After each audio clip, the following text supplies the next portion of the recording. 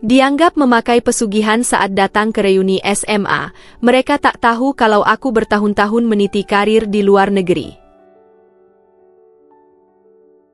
Halo Bunda, semoga Bunda semuanya dalam keadaan sehat dan bahagia ya.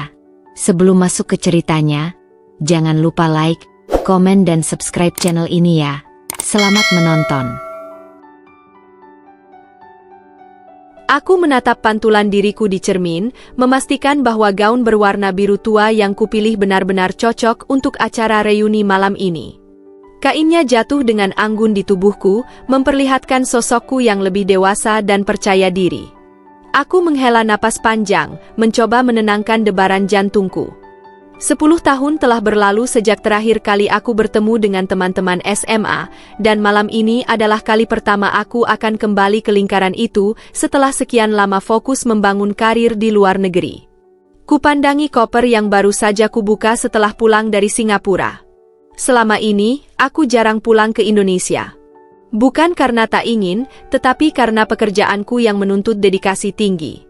Aku bekerja keras, lembur hampir setiap hari, menghadapi berbagai tantangan untuk mencapai posisiku saat ini. Namun, aku tahu bahwa sebagian besar teman-teman SMA-ku tidak akan tahu cerita di balik kesuksesanku. Yang mereka lihat hanyalah perubahan drastis, dari seorang gadis pemalu dengan baju sederhana menjadi wanita yang penuh percaya diri dengan kehidupan yang lebih mapan. Aku melirik ponselku yang terus bergetar. Notifikasi dari grup alumni terus berdatangan. Beberapa teman lama mengobrol dengan antusias, membahas tentang reuni yang akan digelar malam ini di sebuah hotel mewah di pusat kota. Ada nama-nama yang kukenal, tapi tak semuanya membuatku ingin berinteraksi kembali. Aku tahu, di antara mereka pasti ada yang masih membawa mentalitas lama, mentalitas yang selalu meremehkan orang lain, yang suka menghakimi tanpa tahu apa yang sebenarnya terjadi di balik layar kehidupan seseorang. Kupandangi foto-foto lama yang tersimpan di album digitalku. Foto-foto SMA itu mengingatkanku pada betapa berbedanya aku dulu. Rambutku yang dulu selalu dikuncir kuda kini jatuh lembut di bahuku, kacamata tebalku sudah kugantikan dengan lensa kontak, dan yang paling penting, aku tidak lagi menundukkan kepala setiap kali berbicara dengan orang lain. Aku telah belajar untuk percaya pada diriku sendiri. Namun, meskipun aku sudah banyak berubah, ada ketakutan kecil yang masih tersisa di sudut hatiku. Bagaimana jika mereka masih melihatku seperti dulu? Bagaimana jika mereka tidak menerima perubahan ini? Atau lebih buruk, bagaimana jika mereka menganggap kesuksesanku sebagai sesuatu yang tidak wajar? Aku menggelengkan kepala, mengusir pikiran negatif itu. Aku telah bekerja keras untuk sampai di titik ini, dan aku tidak akan membiarkan pendapat orang lain mengaburkan keyakinanku pada diriku sendiri. Terdengar suara ketukan di pintu kamarku. Itu Sari, satu-satunya teman SMA yang tetap berhubungan denganku selama ini. Aku membuka pintu dan melihatnya berdiri di sana dengan senyum hangatnya yang khas. "Kamu siap?" tanyanya sambil memandangku dengan kagum. Aku mengangguk. "Tentu, mengapa tidak?" Sari menepuk pundakku dengan lembut. "Ingat, kamu nggak perlu membuktikan apapun ke siapapun. Kamu datang hanya untuk menikmati malam ini, bukan untuk mendapatkan validasi dari mereka." Aku tersenyum mendengar kata-kata itu. Mungkin aku memang masih membawa sedikit luka dari masa lalu, tapi aku tidak akan membiarkan luka itu mendikte bagaimana aku menjalani malam ini.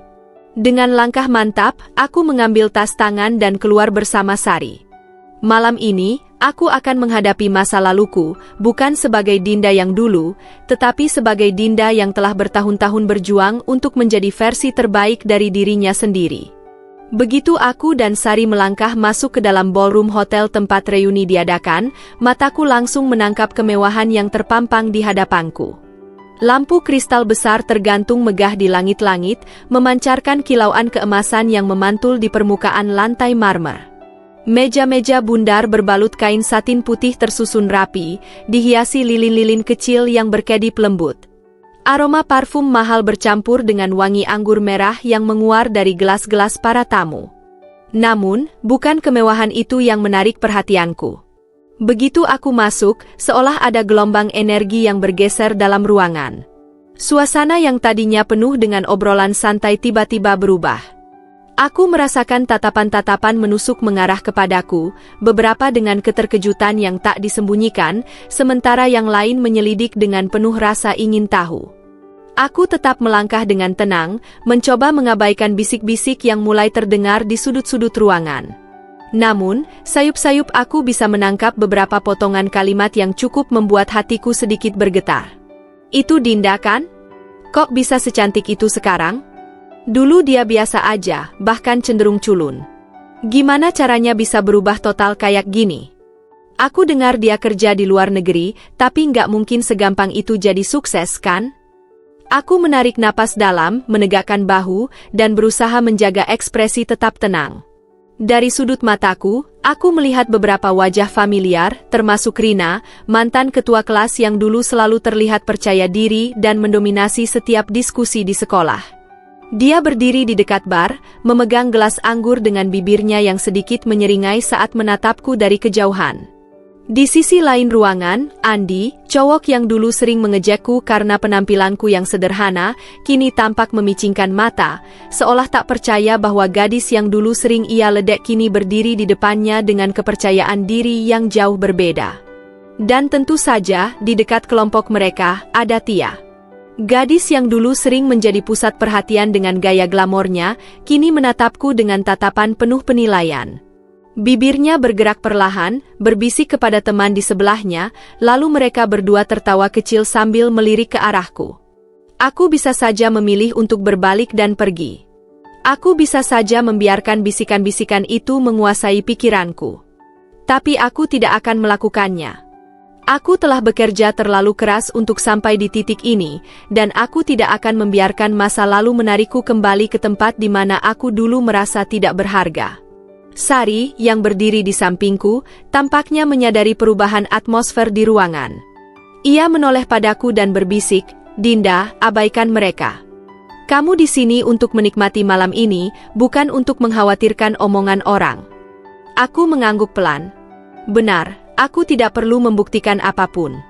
Aku datang ke sini bukan untuk menyombongkan diri atau membalas dendam, melainkan untuk merayakan sejauh mana aku telah melangkah. Seorang teman lama, Riko, yang dulu cukup ramah padaku, tiba-tiba menghampiri dengan ekspresi terkejut bercampur kagum. "Dinda? Gila, kamu berubah banget. Serius, aku hampir nggak ngenalin kamu." Aku tersenyum, mencoba bersikap santai. "Hai Riko. Lama nggak ketemu. Apa kabar?" Riko tertawa kecil.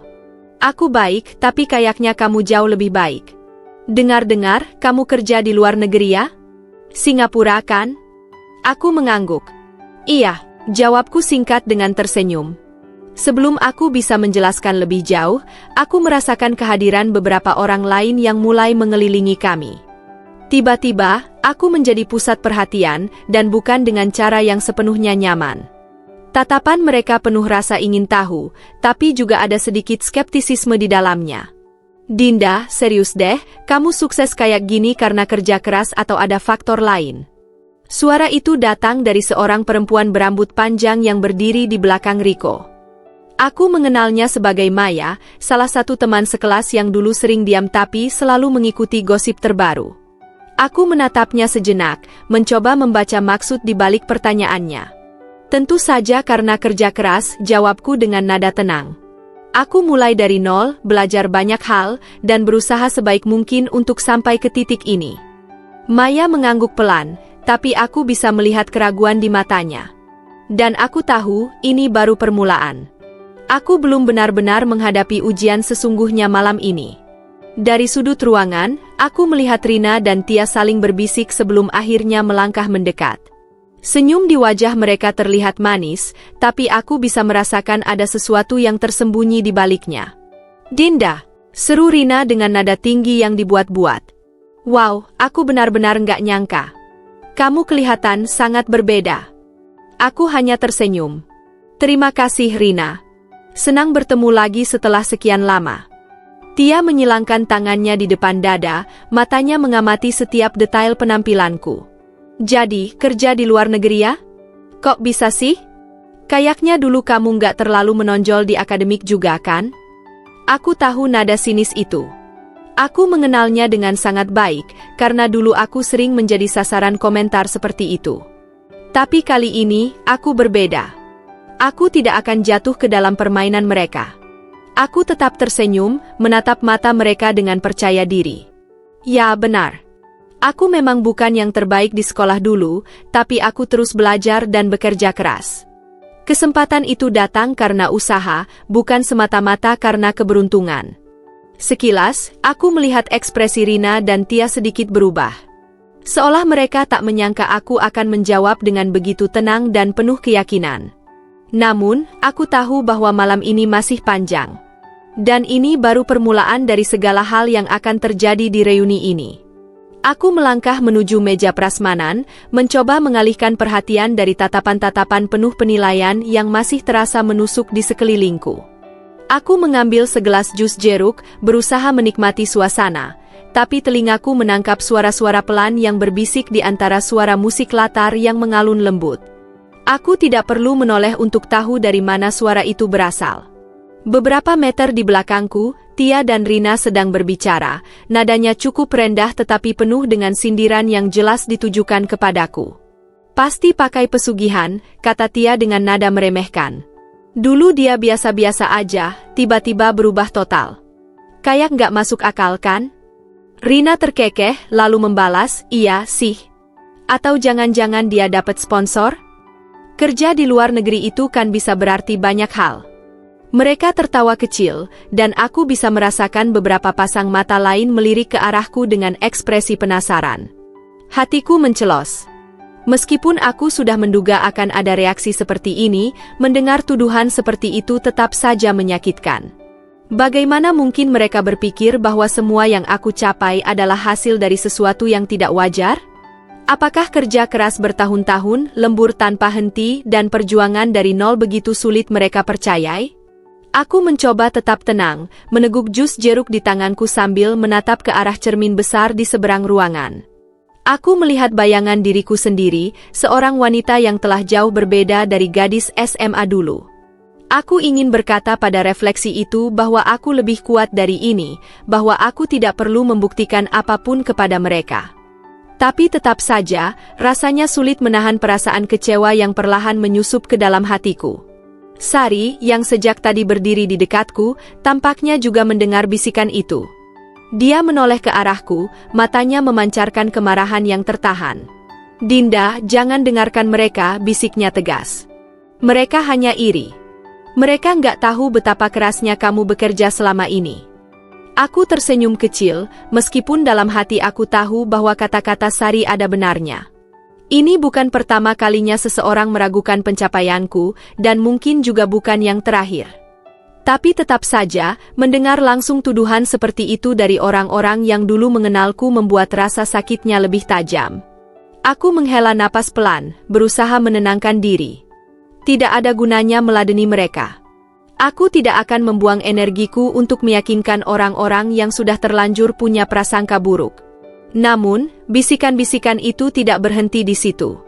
Ketika aku berjalan melewati sekelompok mantan teman sekelas yang sedang mengobrol, mereka langsung terdiam sejenak. Aku merasakan atmosfer di sekitar mereka berubah, seolah-olah mereka baru saja membahas sesuatu yang tidak ingin mereka ketahui olehku. Begitu aku sedikit menjauh, suara-suara pelan itu kembali terdengar. Aku sih nggak percaya dia bisa sukses murni dari kerja keras, ujar salah satu dari mereka.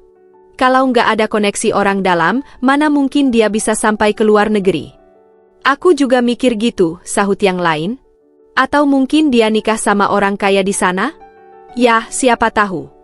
Aku menggigit bibir bawahku, menahan emosi yang hampir meluap. Rasanya seolah setiap langkah yang aku ambil di ruangan ini dipenuhi oleh tatapan curiga dan bisikan penuh tuduhan. Seakan-akan, di mata mereka, tidak mungkin seorang Dinda yang dulu biasa-biasa saja bisa mencapai kesuksesan tanpa bantuan dari sesuatu yang tidak wajar. Aku menutup mata sejenak, mencoba mengingat kembali perjalanan panjang yang telah kutempuh. Aku mengingat malam-malam panjang di mana aku bekerja lembur hingga dini hari, belajar tanpa henti untuk meningkatkan keahlianku, dan berjuang menghadapi berbagai tantangan di dunia kerja. Tidak ada yang melihat perjuangan itu. Tidak ada yang menyaksikan bagaimana aku jatuh bangun, bagaimana aku menghadapi kegagalan demi kegagalan sebelum akhirnya mencapai titik ini.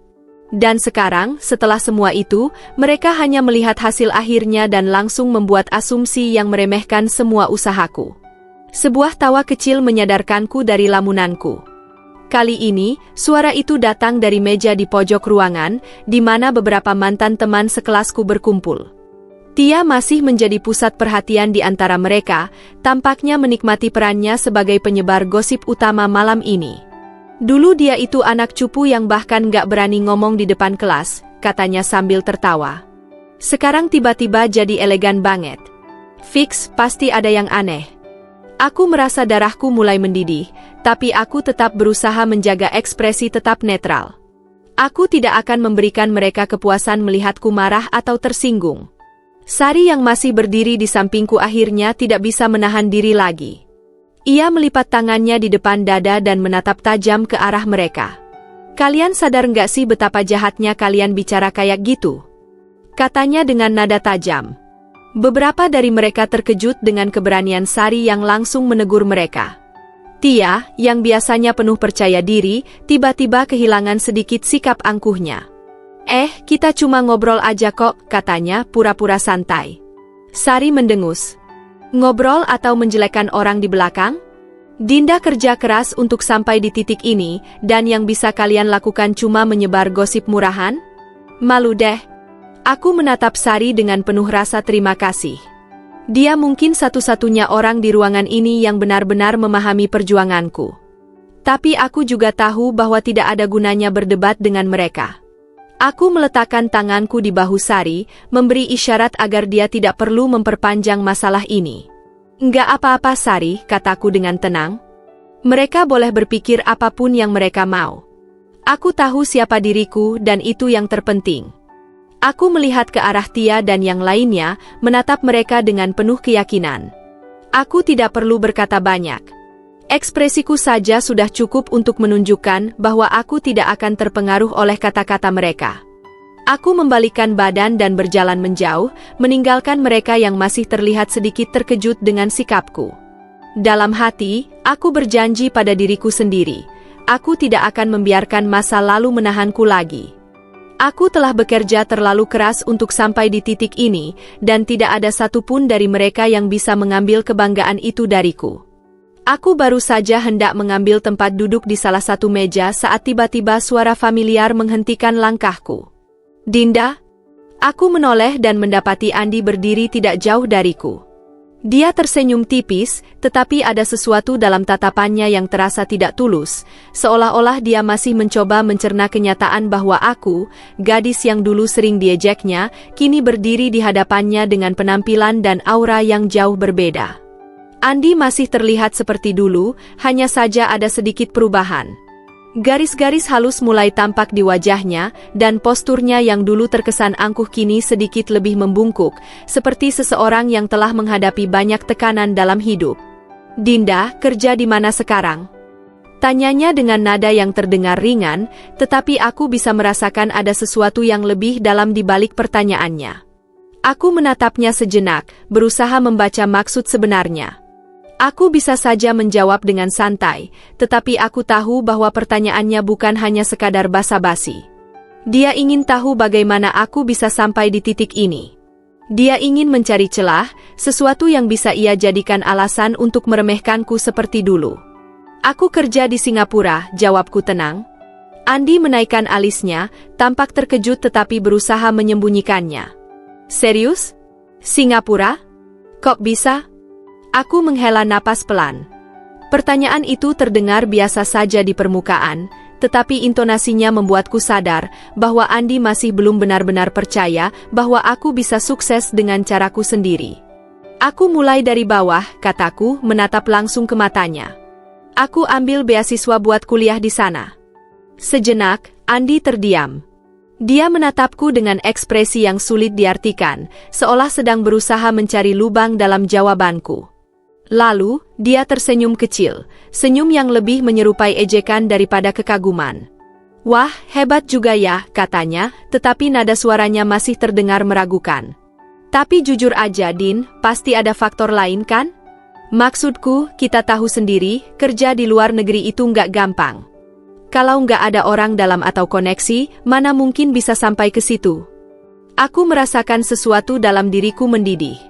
Sudah kuduga mereka tidak akan percaya bahwa aku bisa sukses hanya karena kerja keras.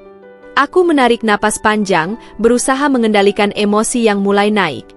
Aku bisa saja tersinggung, bisa saja membalas dengan tajam, tetapi aku tidak akan membiarkan mereka menang dengan memancing reaksiku. Kenapa sih, Andi? Kataku dengan nada tenang tetapi tegas, kamu selalu berpikir bahwa seseorang cuma bisa sukses kalau ada faktor lain? Kenapa nggak bisa terima kalau ada orang yang benar-benar berusaha untuk mencapai sesuatu? Andi tampak sedikit terkejut dengan balasanku, tetapi dia segera tertawa kecil. Ya bukan gitu, Din, katanya, mencoba bersikap santai. Tapi jujur aja, kita semua di sini ingat kamu dulu kayak gimana. Kamu bukan anak yang paling pintar di kelas, bukan yang paling menonjol. Dan tiba-tiba sekarang kamu sukses besar? Kita cuma penasaran, itu aja. Aku menatapnya dalam-dalam, mencoba memahami pola pikirnya. Aku tahu ini bukan hanya tentang rasa penasaran, ini tentang ego. Andi tidak bisa menerima kenyataan bahwa seseorang yang dulu dia anggap remeh kini telah melampaui dirinya. Aku mengangkat daguku sedikit, menjaga ekspresi tetap tenang. Aku memang bukan yang paling pintar dulu, kataku perlahan. Tapi aku belajar. Aku berkembang. Aku kerja keras. Dan kadang, kerja keras bisa mengalahkan bakat kalau kita cukup gigih. Sari, yang sejak tadi berdiri di sampingku, menepuk pundakku dengan bangga. Dinda bener, katanya, menatap Andi dengan tatapan tajam. Kamu selalu ngeremehin dia dulu kan? Dan sekarang, lihat siapa yang sukses. Andi terkekeh, tetapi kali ini ada sedikit ketidaknyamanan dalam tawanya. Ya, oke, aku akui kamu berhasil, katanya, mengangkat tangan seolah menyerah. Tapi tetap aja, aku masih sulit percaya. Aku hanya tersenyum tipis. Nggak apa-apa kalau kamu nggak percaya. Aku nggak butuh pengakuan siapa-siapa untuk tahu seberapa keras aku bekerja. Aku menatapnya sejenak sebelum berbalik dan berjalan menjauh, meninggalkan Andi yang masih tampak berpikir. Aku tidak tahu apa yang ada di pikirannya sekarang, tetapi aku tidak peduli. Aku sudah cukup lama membiarkan orang-orang seperti dia menentukan nilai diriku. Sari menggenggam lenganku dengan penuh semangat. Gila, Din, aku bangga banget sama kamu barusan, katanya sambil tersenyum lebar. Aku tertawa kecil, meskipun dalam hati masih ada sedikit perasaan pahit. Aku cuma ngomong jujur, kataku. Kalau mereka masih nggak percaya, itu urusan mereka. Aku udah nggak punya waktu buat membuktikan diri ke orang yang nggak mau melihat kenyataan. Dan dengan itu, aku melangkah lebih jauh ke dalam ruangan, siap menghadapi apapun yang mungkin masih menungguku malam ini. Aku masih mencoba menenangkan diriku setelah percakapan dengan Andi ketika tiba-tiba aku mendengar suara yang sudah lama tidak kudengar secara langsung, suara yang selalu terdengar penuh percaya diri, hampir arogan. Dinda? Aku menoleh dan mendapati Rina berdiri di depanku dengan senyum yang terlalu manis untuk terasa tulus. Rina, mantan ketua kelas yang dulu selalu merasa dirinya lebih unggul dari yang lain, masih tampak seperti dirinya yang dulu, anggun, penuh percaya diri, dan terlihat seolah memiliki kendali atas segala situasi. Tapi ada sesuatu dalam tatapannya yang membuatku tahu bahwa dia sedang menilaiku, mencari sesuatu yang bisa ia jadikan senjata untuk menjatuhkanku. Wow, katanya sambil melirikku dari atas ke bawah. Kamu beneran berubah ya? Aku tersenyum tipis. Terima kasih, Rina. Dia tertawa kecil, tetapi aku bisa merasakan ada sesuatu yang terselip di balik tawa itu, sebuah nada meremehkan yang coba ia sembunyikan. Aku cuma heran aja, lanjutnya, masih dengan senyum yang sama. Dulu kamu tuh biasa banget ya? Bahkan aku ingat kamu dulu jarang ngomong di kelas. Dan sekarang sukses besar? Kayaknya terlalu instan, nggak sih? Aku menatapnya dalam diam. Aku tahu kemana arah percakapan ini. Rina bukan orang yang akan dengan mudah mengakui keberhasilan seseorang, apalagi jika orang itu adalah seseorang yang dulu dia anggap tidak berarti. Aku nggak berubah dalam semalam, Rina, kataku tenang. Aku kerja keras. Aku mulai dari nol. Aku belajar, aku jatuh bangun. Nggak ada yang instan. Rina tersenyum kecil, tetapi matanya menyipit, seperti sedang mencari-cari celah dalam jawabanku. Oh, jadi kamu bilang ini murni karena kerja keras? Tanyanya dengan nada sinis. Nggak ada bantuan orang dalam? Nggak ada faktor lain? Aku merasa jantungku berdegup sedikit lebih cepat. Tuduhan itu akhirnya muncul. Aku sudah menduganya, tetapi mendengarnya langsung tetap saja membuat hatiku mencelos. Aku menatapnya langsung, memastikan bahwa dia tahu aku tidak akan terintimidasi. Pertanyaanmu sama seperti Andi, sebegitu nggak percayanya ya kalian ke aku? Tanyaku balik. Rina terkekeh, mengangkat bahu dengan sikap seolah-olah tidak bersalah. Aku cuma penasaran aja, Din. Soalnya, kita semua tahu kamu dulu biasa-biasa aja. Tiba-tiba sekarang bisa sukses besar. Jadi wajar dong kalau orang bertanya-tanya? Aku menghela napas. Wajar kalau bertanya, tapi nggak wajar kalau langsung menuduh, jawabku dengan tegas. Aku udah bilang, aku kerja keras buat ini semua. Aku nggak perlu orang dalam atau cara-cara nggak wajar buat sukses. Tatapan Rina masih penuh skeptisisme. Aku bisa melihat bahwa dia masih belum puas dengan jawabanku, seolah dia benar-benar ingin percaya bahwa kesuksesanku datang dari sesuatu yang tidak pantas. Gumamnya masih dengan senyum tipis. Atau mungkin pesugihan? Aku terdiam. Aku hampir tidak percaya dia benar-benar mengatakannya secara langsung. Beberapa orang di sekitar kami yang semula mengobrol langsung menoleh dengan minat yang lebih besar. Mereka menunggu reaksiku, ingin melihat apakah aku akan marah atau tersinggung. Aku bisa merasakan kemarahan mulai mendidih dalam diriku, tetapi aku menahannya. Aku tidak akan memberinya kepuasan melihatku kehilangan kendali. Aku tersenyum kecil, tetapi tatapanku tetap tajam. Rina, kataku dengan suara yang cukup rendah tetapi jelas. Aku nggak perlu pesugihan. Aku punya sesuatu yang lebih kuat, kerja keras dan tekad. Dua hal yang mungkin gak semua orang punya. Wajah Rina sedikit berubah, meskipun dia masih berusaha mempertahankan senyumnya. Santai aja Din, katanya, pura-pura tertawa. Aku cuma bercanda. Aku tetap menatapnya tanpa bergeming. Lucu banget bercandanya, jawabku, nadaku tetap tenang, tetapi cukup tajam untuk membuat beberapa orang di sekitar kami terdiam. Rina tampaknya mulai merasa tidak nyaman. Dia tidak menyangka aku akan membalasnya dengan ketenangan seperti ini. Biasanya, orang-orang akan tersinggung dan membela diri mati-matian. Tapi aku tidak memberi dia reaksi yang dia inginkan. Aku bisa melihat beberapa orang lain mulai berbisik-bisik, dan ekspresi beberapa dari mereka berubah. Beberapa dari mereka mungkin mulai sadar bahwa Rina hanya mencoba menjatuhkanku tanpa alasan yang jelas. Sari, yang sejak tadi berdiri di sampingku, akhirnya membuka suara. Rina, kamu itu dulu ketua kelas, tapi sayangnya, sampai sekarang, kayaknya kamu masih belum belajar gimana caranya menghargai orang lain, katanya dengan nada tegas. Rina menoleh ke arah Sari, wajahnya sedikit memerah. Aku nggak ada maksud buruk kok, katanya cepat, tetapi kali ini suaranya tidak searogan tadi. Aku menghela napas, lalu berkata, Rina, kalau kamu masih sulit percaya bahwa seseorang bisa sukses tanpa bantuan hal-hal nggak masuk akal, mungkin masalahnya bukan di aku. Mungkin masalahnya ada di cara berpikir kamu sendiri. Kali ini, Rina tidak bisa menyembunyikan keterkejutannya. Dia tampak tidak menyangka aku akan membalasnya seperti itu. Aku tidak ingin memperpanjang percakapan ini. Aku sudah mengatakan apa yang perlu aku katakan. Jadi, tanpa menunggu jawaban, aku membalikkan badan dan berjalan menjauh, meninggalkan Rina yang masih berdiri di tempatnya, tampak bingung dan sedikit tidak nyaman. Setelah percakapan yang melelahkan dengan Andi dan Rina, aku melangkah keluar dari aula sejenak untuk mengambil udara segar. Lampu-lampu di taman hotel tempat reuni ini diadakan berpendar lembut, menerangi jalan setapak yang mengarah ke kolam kecil di sudut halaman. Aku menyandarkan punggung ke pagar pembatas, membiarkan angin malam menyapu wajahku. Tanpa sadar, pikiranku mulai melayang kembali ke masa SMA, masa di mana aku sering merasa kecil, tidak terlihat, dan tidak dihiraukan oleh orang-orang seperti Andi dan Rina. Dulu, aku hanyalah gadis biasa di kelas. Nilai akademisku tidak buruk, tetapi juga tidak cukup istimewa untuk menarik perhatian.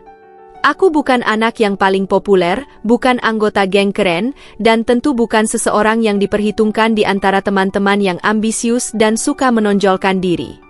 Aku lebih suka duduk di sudut kelas, mendengarkan guru dengan saksama, mencatat dengan rapi, dan berharap bisa lulus tanpa banyak drama. Namun, tidak semua orang puas dengan keberadaanku yang biasa-biasa saja. Beberapa teman, terutama mereka yang selalu ingin menjadi pusat perhatian, justru melihat itu sebagai sesuatu yang bisa mereka hina. Aku masih ingat bagaimana Rina sering meledekku di depan kelas. "Dinda, kamu tuh terlalu pendiam. Mana bisa sukses kalau kayak gitu? Lihat deh kita ini calon orang-orang penting," katanya suatu hari saat dia berdiri dengan angkuh di depan meja guru. Aku hanya tersenyum kecil waktu itu, tidak ingin memperpanjang masalah. Tapi dalam hati, aku merasa sakit. Lalu ada Andi, yang suka bercanda dengan cara yang sebenarnya tidak lucu. "Dinda pasti bakalan jadi ibu rumah tangga aja nanti," katanya suatu kali saat kami sedang mengisi formulir cita-cita di kelas.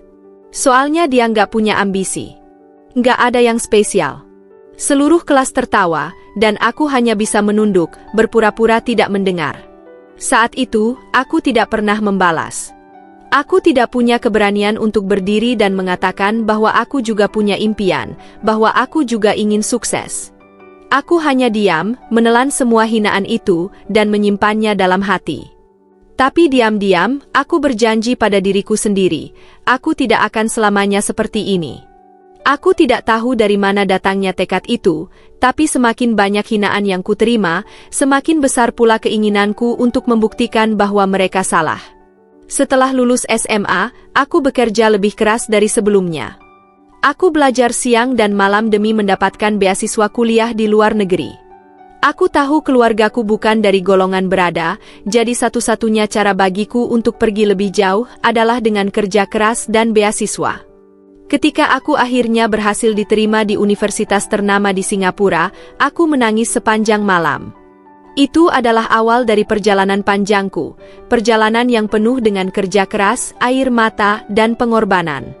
Aku ingat malam-malam panjang saat aku harus belajar hingga dini hari demi mempertahankan IPK-ku.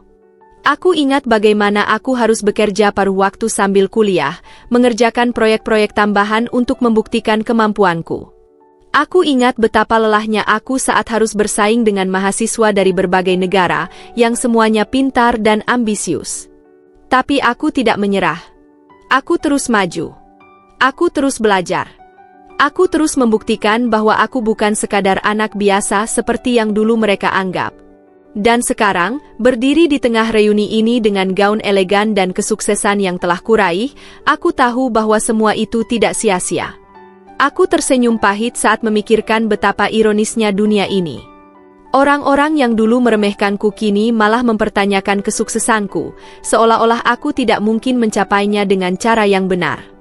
Mereka tidak melihat perjuanganku. Mereka tidak tahu tentang air mata yang kutumpahkan di malam-malam penuh tekanan. Mereka hanya melihat hasil akhirnya, dan mereka tidak bisa menerimanya. Aku menarik napas dalam-dalam, mencoba mengusir kenangan pahit itu. Masa lalu sudah berlalu. Aku tidak perlu membuktikan apa-apa kepada mereka. Aku sudah membuktikannya kepada diriku sendiri, dan itu lebih dari cukup. Aku masih berdiri di luar aula, tiba-tiba Sari menepuk pundakku dengan lembut. "Jangan biarin omongan mereka ganggu kamu. Kamu udah sejauh ini, Din. Kamu udah buktiin kalau kamu lebih dari yang mereka kira." Aku tersenyum, kali ini lebih tulus. Kata-katanya mengingatkanku bahwa aku tidak sendirian. Di antara mereka yang iri dan penuh prasangka, masih ada seseorang yang benar-benar mendukungku tanpa syarat. Dan itu lebih dari cukup. Aku tahu aku tidak perlu pembuktian apapun lagi. Aku tidak perlu membuang energiku untuk menjelaskan perjalananku kepada orang-orang yang tidak mau memahami. Karena pada akhirnya, keberhasilanku bukan untuk mereka, ini untuk diriku sendiri, dan untuk orang-orang yang selalu percaya padaku, seperti Sari. Malam itu, aku memutuskan satu hal. Aku tidak akan lagi membiarkan bayangan masa lalu mendikte siapa aku hari ini. Aku telah berjuang terlalu keras untuk bisa berdiri di sini dengan bangga, dan aku tidak akan membiarkan siapapun merusaknya. Sari tersenyum lebar, lalu menarik tanganku. Ayo, kita nikmati malam ini. Aku nggak mau kamu terus kepikiran omongan mereka. Aku mengangguk, membiarkan Sari membawaku kembali ke dalam keramaian. Dan untuk pertama kalinya sejak aku tiba di reuni ini, aku merasa lebih ringan. Beberapa hari setelah reuni, aku kembali ke rutinitasku di Singapura. Seperti biasa, pagi-pagi aku sudah sibuk dengan berbagai rapat dan laporan yang harus kuselesaikan. Namun, di tengah kesibukan itu, sebuah pesan masuk di ponselku, membuatku sejenak terhenti. Din, kamu dengar kabar soal Tia? Bisnisnya bangkrut. Aku dengar dia terlilit utang besar. Pesan itu berasal dari Sari. Aku membaca kalimat itu berulang kali, mencoba mencerna apa yang baru saja kubaca. Aku tidak tahu harus bereaksi seperti apa. Sejujurnya, aku tidak pernah berharap sesuatu yang buruk terjadi padanya, meskipun kata-katanya masih terngiang di kepalaku. Namun, kabar ini seolah menjadi ironi yang tak bisa diabaikan. Sari mengirimkan pesan lanjutan. Katanya bisnisnya kena masalah keuangan besar, banyak investor yang menarik diri, dan beberapa proyeknya gagal total. Aku bersandar di kursi, membiarkan napas panjang keluar dari dadaku. Aku ingat betul bagaimana Rina dan Tia bersikap saat reuni. Tatapan meremehkan, senyuman sinis, serta kata-katanya yang menyakitkan. Pasti pakai pesugihan. Dulu dia biasa-biasa saja, sekarang tiba-tiba kayak artis. Kata-kata itu terasa lebih pahit sekarang. Bukan karena aku masih terluka, tetapi karena aku tahu bahwa dalam hidup, segala sesuatu selalu berputar. Orang yang hari ini merasa superior bisa saja jatuh besok. Aku tidak bisa menahan diri untuk mencari tahu lebih jauh. Dengan cepat, aku membuka media sosial dan mengetik nama bisnis Tia. Aku menemukan beberapa unggahan terbaru dari akun perusahaannya. Banyak komentar negatif dari pelanggan yang merasa ditipu, keluhan tentang proyek yang mangkrak, dan desas-desus tentang investor yang menarik dana mereka. Ini bukan sekadar kabar burung. Masalah yang dihadapi Tia nyata. Aku menarik napas panjang. Sebagian dari diriku merasa kasihan, tetapi sebagian lain merasa bahwa ini adalah hasil dari sikapnya sendiri. Dari dulu, Tia selalu memandang rendah orang lain. Dia terbiasa berada di posisi atas dan merasa bahwa dunia akan selalu berpihak padanya. Mungkin, inilah saatnya dia belajar bahwa hidup tidak selalu berjalan sesuai keinginannya. Pesan lain masuk dari Sari. Tia sekarang sibuk mencari pinjaman. Banyak teman-teman lama yang dia hubungi, tapi kebanyakan menolak. Mereka bilang Tia terlalu sombong dulu, jadi sekarang orang-orang enggan membantunya. Aku menatap layar ponselku dengan perasaan campur aduk. Aku tahu bagaimana rasanya berjuang sendirian. Aku tahu bagaimana rasanya ketika tidak ada yang percaya padamu. Tapi, aku juga tahu bahwa Tia adalah tipe orang yang tidak akan mengulurkan tangan jika posisinya dibalik. Aku mengunci ponsel dan kembali fokus pada pekerjaanku. Ada bagian dari diriku yang ingin menutup lembaran ini dan melupakan semua yang terjadi di reuni. Namun, ada pula bagian lain yang bertanya-tanya apakah ini benar-benar sudah selesai, atau justru baru permulaan dari berbagai kejadian yang akan menyusul. Aku tidak percaya pada karma dalam bentuk magis seperti yang sering diceritakan orang. Tapi aku percaya pada konsekuensi. Tia mungkin tidak menyadari bagaimana sikapnya selama ini memengaruhi orang lain. Dan sekarang, dia harus menghadapi hasil dari pilihan-pilihannya sendiri. Entah dia akan belajar dari ini atau tidak, hanya waktu yang bisa menjawab. Beberapa minggu kemudian, di sela-sela kesibukan, ponselku bergetar, kembali menampilkan pesan dari Sari. Din, ada berita heboh lagi. Andi dipecat dari kantornya. Aku berhenti sejenak, menatap layar ponsel dengan alis berkerut. Aku membaca ulang pesan itu untuk memastikan aku tidak salah melihat. Andi. Orang yang dulu sering meremehkanku di SMA, yang saat reuni kemarin menatapku dengan senyum sinis dan mempertanyakan bagaimana aku bisa sukses. Aku tidak langsung membalas pesan Sari. Sebaliknya, aku membuka media sosial dan mencoba mencari tahu lebih lanjut. Tidak butuh waktu lama sampai aku menemukan beberapa unggahan yang memberi petunjuk tentang situasi Andi. Beberapa rekan kerjanya membagikan cerita tersirat tentang seorang karyawan yang baru saja dipecat karena kelalaian besar dalam pekerjaannya. Meskipun tidak ada yang menyebut nama secara langsung, komentar-komentar di bawahnya mengarah pada satu kesimpulan. Karyawan yang dimaksud adalah Andi. Aku menarik napas panjang, membiarkan informasi ini meresap. Tidak butuh waktu lama sebelum Sari mengirim pesan lanjutan. Katanya dia bikin kesalahan besar dalam proyek perusahaan. Bosnya marah besar karena itu menyangkut klien penting. Akhirnya, dia diminta keluar. Sekarang dia lagi sibuk cari kerjaan baru. Aku menatap langit-langit apartemenku, mencoba memahami bagaimana perasaanku tentang semua ini. Apakah aku merasa puas? Senang? Atau justru kasihan? Aku teringat bagaimana Andi dulu di SMA, selalu merasa lebih hebat dari orang lain, selalu berbicara dengan nada merendahkan. Aku ingat saat dia mengejekku di kelas, mengatakan bahwa aku tidak punya ambisi, bahwa aku hanya akan menjadi orang biasa. Dan di reuni kemarin, dia masih sama. Tidak ada perubahan. Mungkin inilah saatnya dia belajar bahwa dunia tidak selamanya berpihak padanya. Namun, sebelum aku bisa berpikir lebih jauh, notifikasi lain muncul. Kali ini, sebuah pesan langsung dari Andi sendiri. Aku menatap layar ponsel, sedikit terkejut. Butuh beberapa detik sebelum akhirnya aku membuka pesannya. Dinda, apa kabar? Aku dengar kamu udah balik ke Singapura, ya? Cepat banget. Aku lagi ada masalah nih. Aku baru aja kehilangan pekerjaan dan lagi cari peluang baru. Kebetulan banget, kamu kan udah sukses di luar negeri. Mungkin ada lowongan di tempatmu. Aku membaca pesan itu dengan perasaan campur aduk. Andi, yang dulu begitu meremehkanku, kini datang memintaku membantunya mencari pekerjaan. Aku tidak langsung membalas. Aku hanya menatap layar, memikirkan semua yang terjadi selama ini. Apakah aku ingin membalasnya dengan sinis? Mengingatkannya pada semua kata-kata kasarnya di masa lalu? Atau apakah aku harus bersikap lebih dewasa dan tetap menanggapi dengan baik? Aku membiarkan ponselku tergeletak di meja tanpa membalas pesannya. Aku tahu aku punya pilihan. Aku bisa menutup mata dan mengabaikannya, atau aku bisa menggunakan momen ini untuk menunjukkan bahwa aku tidak serendah dia dulu. Namun, satu hal yang pasti, karma memang bekerja dengan cara yang tak terduga.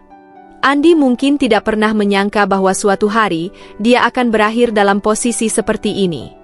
Beberapa bulan setelah reuni SMA, aku sudah hampir melupakan semua drama yang terjadi di sana. Kehidupanku di Singapura kembali berjalan seperti biasa, penuh dengan proyek, rapat, dan inovasi di bidang teknologi yang terus berkembang. Aku semakin jarang membuka media sosial, apalagi memantau kehidupan teman-teman lamaku di Indonesia. Namun, suatu malam, ponselku bergetar tanpa henti. Notifikasi pesan bertubi-tubi masuk dari Sari. Aku yang saat itu baru saja selesai dengan pekerjaan, mengernyit bingung. Ada apa? Aku membuka pesan pertama dari Sari. Din, kamu nggak bakal percaya. Rina kena skandal korupsi. Aku terdiam sejenak, membaca ulang pesan itu untuk memastikan aku tidak salah paham. Aku langsung menggulir ke bawah, membaca pesan-pesan berikutnya dari Sari yang menjelaskan situasi lebih detail. Namanya disebut di berita. Katanya dia terlibat kasus penggelapan dana di kantornya. Ada bukti transaksi mencurigakan yang melibatkan dia. Sekarang lagi heboh banget, Din. Banyak orang di kantor dia kecewa karena selama ini Rina selalu terlihat seperti sosok yang sempurna dan paling benar. Aku menghela napas panjang, membiarkan informasi ini meresap ke dalam pikiranku. Rina, orang yang saat reuni dengan lantang menuduhku memakai orang dalam atau bahkan pesugihan untuk mencapai kesuksesan, kini tersandung masalah yang jauh lebih buruk. Aku tidak bisa menahan rasa ironi dalam situasi ini. Rina selalu merasa dirinya lebih baik dari orang lain. Dulu di SMA, dia adalah ketua kelas yang penuh wibawa, selalu menampilkan citra sebagai siswa teladan. Saat reuni, dia masih sama, berusaha menunjukkan bahwa dirinya lebih unggul, lebih berpengaruh. Namun, kenyataan sekarang membuktikan bahwa tidak ada citra sempurna yang bisa bertahan selamanya, terutama jika fondasinya penuh kepalsuan. Aku tidak langsung mencari berita tentangnya. Aku hanya duduk diam, merenungkan situasi ini. Ada perasaan kasihan, tapi di sisi lain, aku juga merasa bahwa ini adalah pelajaran yang harus dia terima. Tak lama kemudian, Sari mengirimkan tautan berita dari salah satu media nasional. Rasa penasaran akhirnya mendorongku untuk membacanya. Seorang eksekutif perusahaan terkemuka terlibat dalam dugaan penggelapan dana sebesar miliaran rupiah. Berdasarkan investigasi internal, ditemukan sejumlah transaksi yang tidak transparan yang mengarah pada salah satu pejabat di perusahaan tersebut. Meskipun masih dalam tahap penyelidikan, kasus ini telah menarik perhatian publik. Aku membaca artikel itu dengan seksama. Meskipun nama lengkap Rina tidak disebutkan, beberapa inisial dan posisi jabatan yang disebut dalam berita mengarah padanya. Aku menarik napas panjang. Aku tidak merasa senang dengan penderitaan orang lain, tapi aku tidak bisa menyangkal bahwa ini adalah bentuk dari hukum sebab akibat. Karma memang tidak selalu datang dalam bentuk yang dramatis. Kadang, ia bekerja secara perlahan, menunggu saat yang tepat untuk menunjukkan bahwa apa yang kita tanam, itulah yang akan kita tuai. Rina mungkin tidak pernah mengira bahwa dirinya akan jatuh dari posisinya yang tinggi. Dia selalu berbicara seolah dia tidak pernah melakukan kesalahan, seolah dia selalu lebih baik daripada orang lain. Tapi kini, citra sempurna yang selama ini dia bangun mulai runtuh. Sari kembali mengirim pesan. "Kamu gimana, Din? Mau komentar sesuatu?" Aku tersenyum tipis membaca pesannya. "Nggak ada yang perlu aku komentari, Sar. Biarkan saja waktu yang berbicara. Aku tidak perlu membalas dendam atau menyindirnya. Kehidupan sudah mengajarkan Rina pelajarannya sendiri. Dan itu lebih kuat daripada kata-kata apapun yang bisa aku ucapkan." Beberapa hari setelah kabar skandal Rina mencuat, aku merenung cukup lama. Aku melihat kembali ke dalam diriku sendiri dan menyadari bahwa selama ini, aku tidak pernah benar-benar menunjukkan siapa diriku yang sebenarnya kepada teman-teman lamaku. Selama reuni, mereka hanya melihat hasil akhirnya, versi Dinda yang telah sukses, berpakaian elegan, dan penuh percaya diri.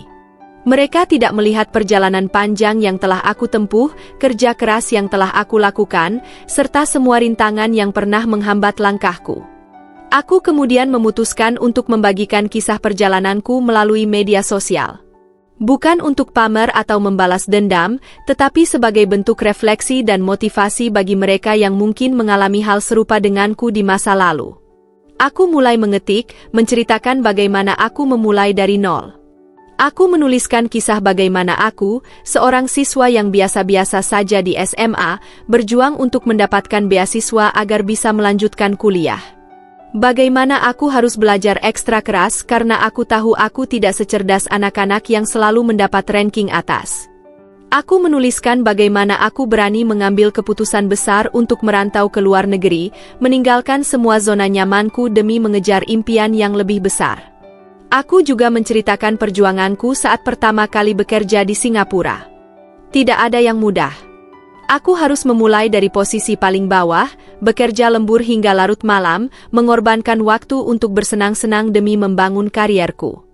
Aku menceritakan bagaimana aku pernah gagal dalam beberapa proyek besar, bagaimana aku pernah diremehkan oleh rekan kerja di awal karena aku berasal dari negara berkembang, dan bagaimana aku tetap bertahan dengan keyakinan bahwa kerja keras tidak akan pernah mengkhianati hasil. Ketika aku akhirnya mencapai titik kesuksesan, dengan jabatan yang lebih tinggi, gaji yang lebih besar, dan kehidupan yang lebih stabil, itu semua bukan karena keberuntungan, apalagi pesugihan seperti yang dituduhkan oleh teman-teman lamaku. Itu adalah hasil dari bertahun-tahun kerja keras, dari setiap air mata yang jatuh saat aku merasa gagal, dari setiap malam panjang yang kuhabiskan untuk belajar dan meningkatkan keterampilanku. Setelah selesai menuliskan semua itu, aku mengunggahnya dengan perasaan lega. Aku tidak tahu bagaimana respons orang-orang nantinya, tetapi aku merasa sudah melakukan sesuatu yang benar. Beberapa jam kemudian, notifikasi di ponselku mulai berdenting tanpa henti. Puluhan komentar mulai masuk di unggahanku. Beberapa di antaranya datang dari teman-teman SMA yang dulu mengenalku sebagai Dinda yang biasa-biasa saja. "Dinda, aku nggak pernah tahu kalau kamu berjuang sekeras ini. Aku salut banget. Aku jadi terinspirasi baca ini. Aku juga mau kerja di luar negeri, tapi aku selalu takut. Ceritamu bikin aku lebih berani buat mencoba. Aku dulu juga sempat berpikir kalau kamu berubah terlalu drastis, tapi sekarang aku sadar kalau aku salah menilaimu. Kamu benar-benar luar biasa. Aku membaca satu persatu komentar itu dengan perasaan campur aduk. Beberapa teman yang dulu meremehkanku kini justru mengagumiku. Ada juga yang diam-diam mengakui bahwa mereka iri karena aku bisa mencapai sesuatu yang mereka anggap mustahil. Aku menutup ponselku sejenak, menghela napas panjang. Tanpa aku sadari, aku telah membuktikan sesuatu yang lebih besar dari sekadar membalas dendam atau membungkam tuduhan mereka. Aku telah membuktikan bahwa kerja keras dan ketekunan akan selalu berbicara lebih lantang daripada fitnah dan prasangka. Aku tidak butuh pengakuan dari mereka, tetapi melihat bahwa mereka mulai menyadari kesalahan mereka adalah sesuatu yang tidak pernah aku duga sebelumnya. Mungkin ini adalah bentuk kemenangan yang sebenarnya. Hari itu aku baru saja menyelesaikan sebuah proyek besar di kantorku di Singapura. Rasanya lega setelah berbulan-bulan bekerja keras, akhirnya proyek itu berjalan lancar. Aku pun memutuskan untuk mengambil waktu santai sejenak, menikmati sore hari di apartemenku yang menghadap ke skyline kota. Saat aku sedang menikmati secangkir teh, ponselku bergetar beberapa kali. Aku mengambilnya dan melihat beberapa pesan masuk dari orang-orang yang sudah lama tidak menghubungiku. Yang mengejutkan, pengirim pesan itu adalah orang-orang yang dulu pernah meremehkanku, Tia dan Andi. Aku sempat ragu untuk membuka pesan mereka. Sejak reuni SMA, aku sudah berusaha tidak terlalu memikirkan mereka lagi, meskipun aku tahu mereka telah menyebarkan gosip buruk tentangku. Tapi entah kenapa, rasa penasaran membuatku akhirnya membuka pesan itu satu persatu. Pesan pertama datang dari Tia. Dinda, aku nggak tahu gimana harus mulai, tapi aku mau minta maaf sama kamu. Aku sadar aku dulu terlalu cepat menilai kamu. Aku iri melihat kamu berubah begitu sukses, dan aku tahu itu bukan alasan untuk menuduhmu macam-macam. Aku harap kamu bisa memaafkan aku. Aku terdiam sejenak. Ini adalah sesuatu yang tidak pernah aku bayangkan akan terjadi. Tia, yang dulu begitu keras menyindirku di reuni, kini datang dengan permintaan maaf yang tulus. Aku membuka pesan berikutnya dari Andi. Din, gue tahu gue salah. Gue dulu ngeremehin lo, tapi sekarang gue sadar bahwa hidup ini nggak bisa selalu sesuai dengan ekspektasi kita. Gue baru aja ngalamin sendiri gimana rasanya jatuh, dan gue ingat lo pernah ngalamin hal yang sama. Gue nyesel udah merendahkan lo dulu, dan gue harap kita bisa ngobrol lagi suatu hari nanti. Aku menarik napas panjang. Kata-katanya terasa lebih dalam, mungkin karena Andi sendiri sedang mengalami masa sulit setelah kehilangan pekerjaannya. Aku bisa merasakan kejujurannya dalam pesan itu. Aku menutup mata sejenak, membiarkan kata-kata mereka meresap dalam pikiranku. Dulu, aku pernah berpikir bahwa satu-satunya cara untuk membuktikan diri adalah dengan melihat mereka menyesali perlakuan mereka terhadapku. Tapi sekarang, setelah benar-benar berada di posisi ini, aku menyadari bahwa itu bukanlah hal yang benar-benar aku inginkan. Mereka datang kepadaku bukan karena terpaksa, melainkan karena mereka telah belajar sesuatu dari kehidupan mereka sendiri. Mungkin, pengalaman yang mereka alami membuat mereka sadar bahwa tidak ada gunanya merendahkan orang lain, karena hidup ini berputar dan kita tidak pernah tahu kapan kita sendiri akan berada di bawah. Setelah menerima pesan permintaan maaf dari Tia dan Andi, aku duduk termenung di balkon apartemenku, memandangi langit sore Singapura yang perlahan berubah warna keemasan. Di dalam hati, ada perasaan lega, tapi juga sedikit perasaan aneh yang sulit dijelaskan. Aku tidak pernah membayangkan bahwa suatu hari orang-orang yang dulu meremehkanku akan datang dan mengakui kesalahan mereka.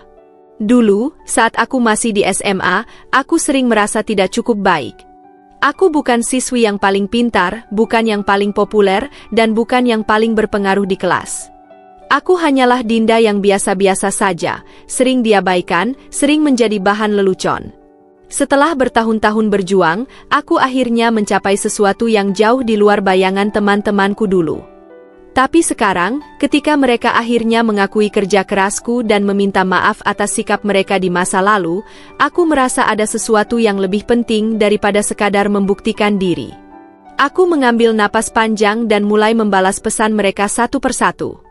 Untuk Tia, aku menulis.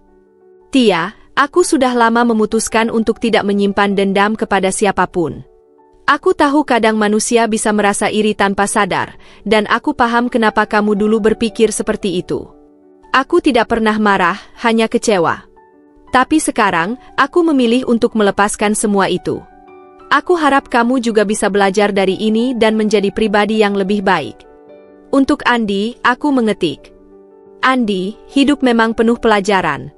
Aku tidak menyalahkanmu atas apa yang terjadi di masa lalu, karena aku percaya setiap orang bisa berubah. Aku senang melihat kamu menyadari semuanya sekarang. Aku harap kamu bisa bangkit lagi dan menemukan jalanmu sendiri. Jika ada yang bisa aku bantu, jangan ragu untuk menghubungiku. Setelah mengirim pesan-pesan itu, aku merasa beban yang selama ini tidak aku sadari ada di dalam hatiku perlahan menghilang. Dendam memang bukan sesuatu yang secara langsung terasa, tetapi ia bisa mengendap dalam hati dan membentuk luka yang tak terlihat. Kini, dengan memaafkan mereka, aku merasa lebih bebas.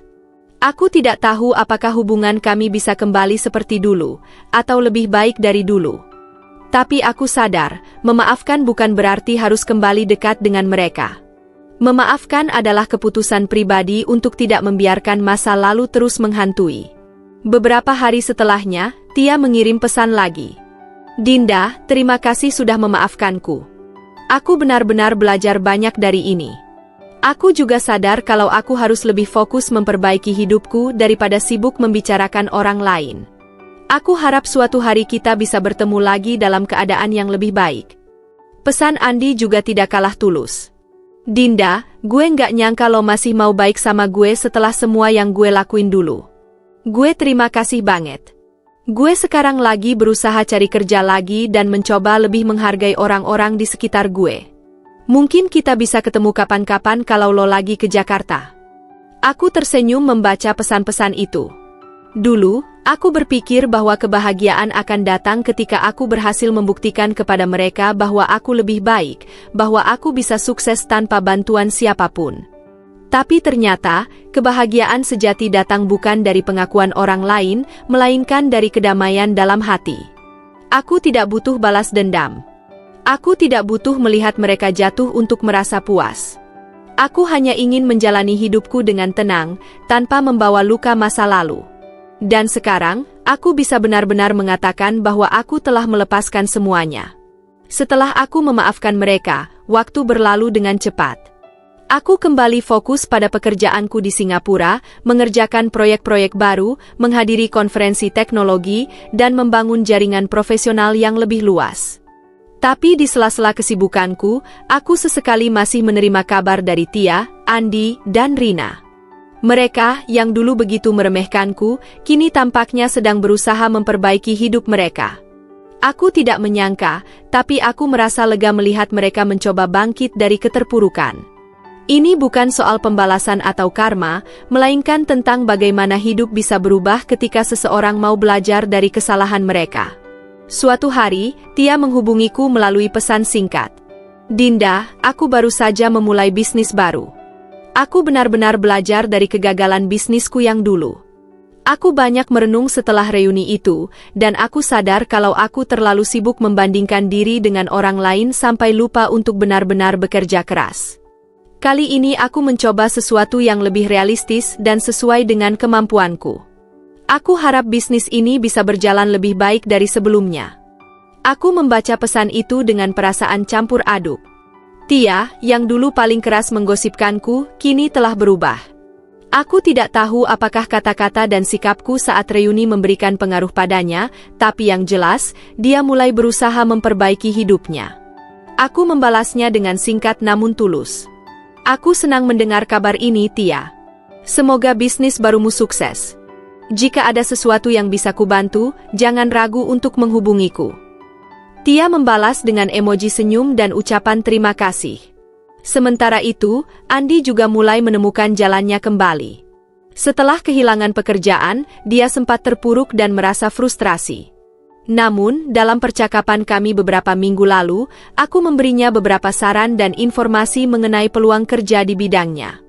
Beberapa bulan setelah reuni, dia mengirimkan pesan dengan penuh semangat. Dinda, gue akhirnya dapat pekerjaan baru. Gue diterima di perusahaan yang lo rekomendasiin, dan gue nggak tahu gimana harus berterima kasih sama lo. Gue belajar banyak dari pengalaman ini. Gue sadar kalau dulu gue terlalu sombong dan meremehkan orang lain. Sekarang gue ingin lebih rendah hati dan fokus membangun karir dengan cara yang benar. Terima kasih banget, Din. Aku tersenyum membaca pesannya. Andi yang dulu selalu menyindirku, kini datang dengan rasa syukur dan kerendahan hati. Aku merasa lega karena dia akhirnya menemukan jalannya lagi. Yang paling mengejutkan adalah Rina. Setelah skandal yang menimpanya di tempat kerja, dia benar-benar kehilangan segalanya, jabatan, reputasi, dan kepercayaan dari rekan-rekannya. Awalnya, aku pikir dia akan terus menyalahkan keadaan, tapi ternyata dia memutuskan untuk bangkit dengan cara yang berbeda. Suatu malam, aku menerima email panjang darinya. Dinda, aku ingin berbagi sesuatu denganmu. Setelah semua yang terjadi, aku banyak berpikir tentang hidupku dan bagaimana aku telah menjalani semuanya dengan kesombongan. Aku sadar bahwa aku dulu terlalu terobsesi dengan citra dan kekuasaan, sampai lupa bahwa yang paling penting adalah integritas. Aku sekarang mulai dari nol lagi. Aku mengambil pekerjaan di tempat yang lebih kecil, tapi aku merasa lebih damai. Aku tidak lagi mengejar pujian atau pengakuan orang lain, tapi aku ingin bekerja dengan lebih jujur dan tulus. Aku tidak akan menyalahkan siapapun atas kesalahanku sendiri. Aku hanya ingin mengucapkan terima kasih karena kamu telah memaafkanku. Itu memberiku keberanian untuk memperbaiki semuanya. Aku membaca email itu berulang kali. Aku tidak pernah membayangkan bahwa Rina, yang dulu begitu ambisius dan merasa superior, akhirnya bisa sampai pada titik ini. Titik di mana dia menyadari bahwa kesuksesan bukan hanya soal jabatan atau kekuasaan, tapi juga tentang bagaimana seseorang menjalani hidupnya dengan integritas. Aku membalas emailnya dengan penuh kehangatan. Rina, aku bangga melihat kamu berubah dan belajar dari kesalahan. Tidak semua orang punya keberanian untuk mengakui kesalahan mereka dan memulai dari awal.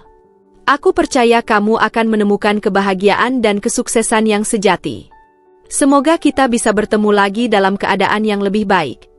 Hari demi hari berlalu, dan aku semakin yakin bahwa hidup ini penuh dengan pelajaran. Kita semua bisa berubah dan kadang, pengalaman pahitlah yang akhirnya membuat kita menjadi pribadi yang lebih baik. Aku tidak pernah menyangka bahwa reuni SMA akan menjadi titik balik bagi mereka, dan juga bagi diriku sendiri. Aku belajar bahwa sukses bukanlah tentang membuktikan sesuatu kepada orang lain, melainkan tentang bagaimana kita bisa menjalani hidup dengan lebih baik setiap harinya. Dan mungkin dalam perjalanan ini, aku tidak hanya membuktikan diri kepada mereka, tetapi juga telah membantu mereka menemukan jalan mereka sendiri. Malam itu, aku duduk di balkon apartemenku, menatap lampu-lampu kota Singapura yang berkilauan. Angin malam bertiup lembut, membawa serta aroma laut yang samar-samar tercium di kejauhan. Aku menghela napas panjang, membiarkan pikiranku mengalir ke belakang, mengenang perjalanan panjang yang telah aku lalui sejak hari pertama aku memutuskan untuk meninggalkan Indonesia demi mengejar mimpi. Aku ingat saat aku tiba di negeri asing ini bertahun-tahun lalu. Aku masih muda, penuh harapan, tapi juga dipenuhi ketakutan dan keraguan. Aku bukan siapa-siapa di kota ini. Aku harus berjuang dari nol, bekerja keras tanpa mengenal lelah, membuktikan kemampuanku di dunia yang sangat kompetitif. Tidak ada jalan pintas, tidak ada bantuan dari orang dalam, apalagi pesugihan seperti yang dulu dituduhkan oleh teman-teman SMA-ku. Hanya ada kerja keras, kegagalan yang harus kuhadapi dengan kepala tegak, dan keberanian untuk terus melangkah meskipun dunia seolah berkata bahwa aku tidak cukup baik. Dan kini, setelah bertahun-tahun, aku berdiri di tempat yang tidak pernah aku bayangkan sebelumnya. Aku berhasil mencapai puncak karierku, mendapatkan pengakuan yang layak, dan yang paling penting, aku telah membuktikan kepada diriku sendiri bahwa aku mampu. Reuni SMA itu, yang awalnya terasa seperti mimpi buruk, ternyata justru memberiku pelajaran berharga. Dulu, aku pikir tujuan dari kesuksesan adalah membuktikan kepada orang-orang yang meremehkanku bahwa mereka salah. Aku membayangkan momen ketika mereka akan menatapku dengan mata terbelalak, terkejut melihat perubahan besar dalam hidupku. Tapi kenyataannya, saat mereka benar-benar menyadari kesalahan mereka dan meminta maaf, aku justru tidak merasakan kepuasan dari itu. Aku menyadari bahwa kebahagiaan sejati tidak datang dari pengakuan orang lain. Kebahagiaan sejati adalah ketika aku bisa menjalani hidup tanpa beban dendam, tanpa keinginan untuk membalas atau mempermalukan siapapun. Aku juga belajar bahwa manusia bisa berubah. Tia, yang dulu sinis dan penuh iri hati, kini lebih bijaksana dan fokus pada bisnisnya sendiri. Andi, yang dulu sombong dan suka meremehkan orang lain, kini lebih rendah hati dan menemukan kembali jalannya. Rina, yang pernah merasa paling berkuasa, akhirnya mengerti bahwa jabatan dan reputasi bukanlah segalanya. Mereka semua belajar, sama seperti aku belajar. Dan itulah esensi kehidupan. Kita semua adalah individu yang terus berkembang, yang bisa jatuh dan bangkit lagi, yang bisa berubah menjadi lebih baik jika kita mau menerima pelajaran dari setiap kesalahan. Aku menyesap teh hangatku, menikmati rasa hangat yang menjalar ke tubuhku. Aku merasa damai. Tidak ada lagi perasaan ingin membuktikan sesuatu kepada siapapun. Tidak ada lagi amarah atau rasa sakit hati. Yang ada hanyalah kebahagiaan karena aku telah melalui perjalanan ini dengan baik. Mungkin jika waktu bisa diulang, aku akan berkata kepada Dinda yang dulu, Dinda yang masih SMA, yang sering merasa tidak cukup baik, yang sering merasa tidak terlihat, bahwa suatu hari nanti, dia akan menemukan tempatnya di dunia ini. Aku akan berkata padanya bahwa dia tidak perlu membalas orang-orang yang meremehkannya, karena pada akhirnya, kerja keras dan ketulusan selalu berbicara lebih lantang daripada kata-kata. Aku memejamkan mata sejenak, membiarkan diriku menikmati momen ini. Hidup memang penuh kejutan.